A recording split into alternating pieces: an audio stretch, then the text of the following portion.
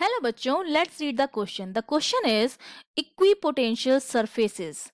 Equipotential जो surface होते हैं उनकी क्या विशेषता होती है, कैसे होते हैं, वो हमें बताना है। और उसके लिए हमको चार ऑप्शंस दे रखे हैं, तो हम नंबर वन और इन चारों ऑप्शंस में से एक या एक से ज्यादा ऑप्शन जो है वो आपके करेक्ट हो सकते हैं। तो हम वन बाय वन सारे ऑप्शंस चेक करते हैं और देखते हैं कि कौन सा ऑप्शन करेक्ट है और कौन सा ऑप्शन करेक्ट नहीं है।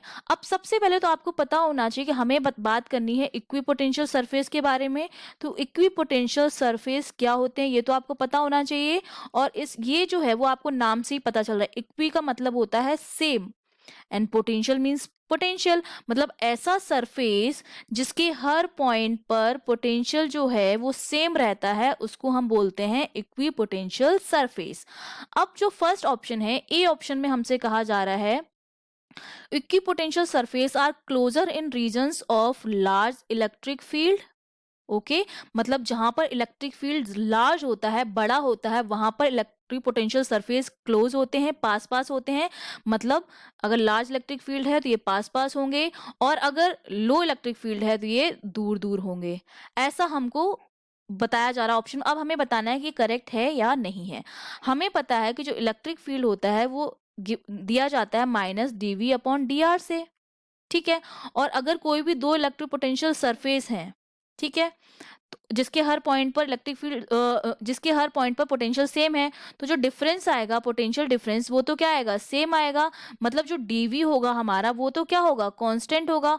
अगर dv की वैल्यू कांस्टेंट है तो जो मेरा इलेक्ट्रिक फील्ड है वो किस पर डिपेंड करेगा, डिस्टेंस पर डिपेंड करेगा। और डिस्टेंस की क्या होगा, इनवर्सली प्रोपोर्शनल होगा।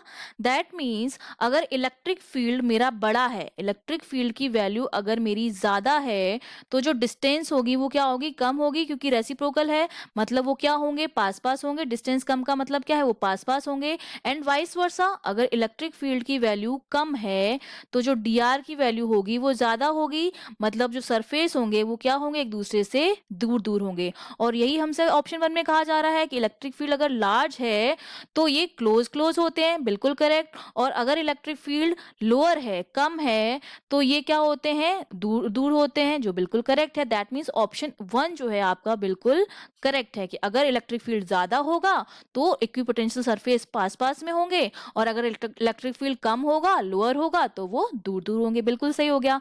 नाउ ऑप्शन सेकंड में कहा जा रहा है will be more crowded near sharp edge of a conductor।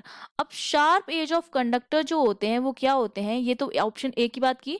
sharp edge of conductor के पास क्या होता है, रेडियस ऑफ जो कर्वेचर होता है, रेडियस ऑफ कर्वेचर वो कम होता है। ठीक है, जो शार्प होते हैं, शार्प एजेस जो कंडक्टर के होते हैं, वहां पर रेडियस ऑफ कर्वेचर की जो वैल्यू होती है वो कम होती है। और रेडियस ऑफ कर्वेचर की अगर वैल्यू कम है तो हमें ये पता है कि जो चार्ज डेंसिटी होती है सिग्मा, वो हम कैसे देते हैं, चार्ज डेंसिटी सिग्मा जो होती है वो दी जाती है Q/4πr² से। अगर r की वैल्यू कम है, क्योंकि सिग्मा जो है वो इनवर्सली प्रोपोर्शनल है, तो चार्ज डेंसिटी क्या आएगी, ज्यादा आएगी। शार्प एजेस पर रेडियस ऑफ कर्वेचर की वैल्यू कम है, अगर रेडियस ऑफ कर्वेचर की वैल्यू कम है तो चार्ज डेंसिटी क्या आएगी, ज्यादा आएगी। और चार्ज डेंसिटी अगर ज्यादा होगी तो मेरा जो इलेक्ट्रिक फील्ड है वो भी क्या होगा, ज्यादा होगा, क्योंकि वो चार्ज पर ही डिपेंड करता है। चार्ज की डेंसिटी जितनी ज्यादा होगी इलेक्ट्रिक फील्ड उतना ही ज्यादा होगा। और मैंने अभी बताया है कि इलेक्ट्रिक फील्ड अगर ज्यादा होगा तो डिस्टेंस क्या होगी, कम आएगी।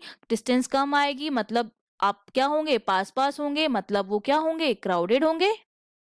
तो यही हमसे बोला जा रहा है कि वो क्राउडेड होंगे। दैट मीन्स ऑप्शन बी जो है आपका वो भी क्या है, बिल्कुल करेक्ट है।